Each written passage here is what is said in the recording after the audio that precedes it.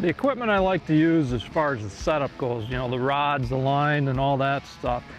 When it comes to rods for throwing, you know, glide baits, blade baits, or stuff like that, just something in a 7-foot medium.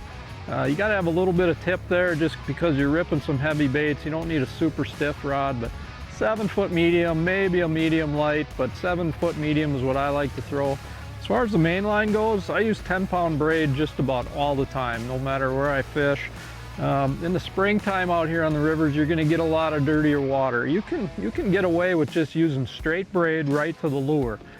But as soon as the water starts cleaning up a little bit like it is here in the fall, we got 2 foot of visibility, I like to tie on a fluorocarbon leader. And right now I've got about a 6 or 8 foot fluorocarbon leader.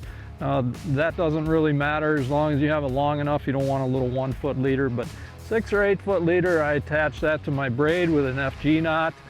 So keep that in mind. 10 to 15 pound fluorocarbon attached to a 10-pound braided line, and that's what I've been using all day.